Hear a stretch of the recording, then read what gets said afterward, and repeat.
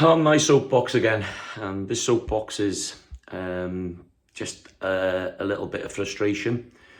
So after last night finding out that our government gives 519 million to other countries abroad to grow food, makes little sense to me when they're trying to claw 520 million from inheritance tax on family farms that are already struggling. But let's think about this a little bit. What happened to the coal industry in this country? So the coal industry was closed down. And thousands of people lost their jobs. And what did they do? They imported cheap coal from other countries. They kept that going. They didn't stop using coal. No, they just offset it to somewhere else and closed it in this country. Look at the steel industry. Thousands of people have lost their jobs. Are we still getting steel in? Yeah. I wonder where that steel's coming from. China, I suppose, and other countries, India. You know, these growing countries, these growing economies. And what are we doing? We're shutting things down.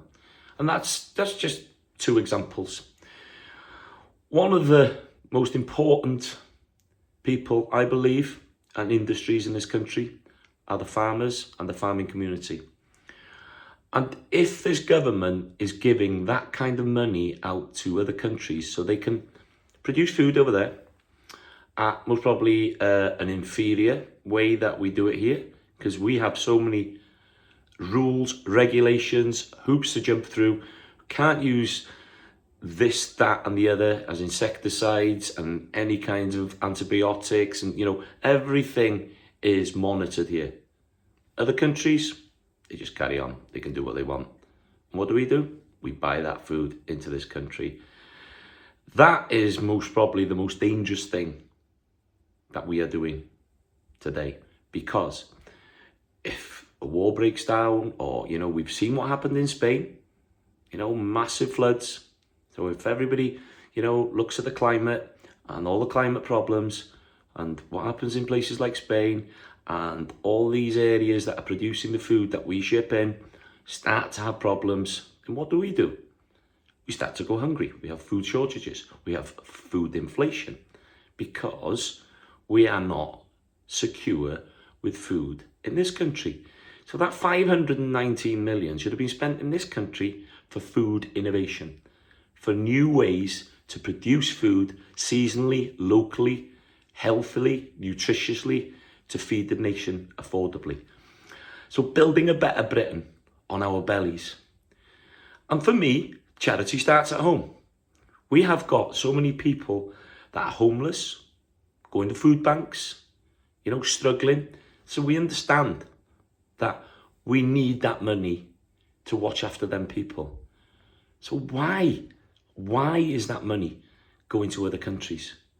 Why isn't it staying here to protect the people that are paying the taxes? And that's why I say charity has to start at home, to watch after the people in this country. And going forward, we're one of the last industries that's bloody left here. And we're one of the most important industries, food production. So government now needs to really look at themselves. Rachel Reeves, Keir Starmer, please readdress this situation. And I'll give you two reasons. So the criteria you brought in was the £1 million.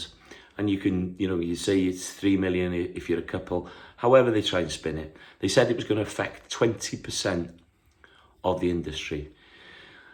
If they would have put it at, let's say, £7-8 million, okay? I think maybe there'd be less people worried about it. But because they brought it to such a low criteria, the majority of people are going to drop into that. And yes, we're asset rich, but we're piss poor as well. There's no money coming in.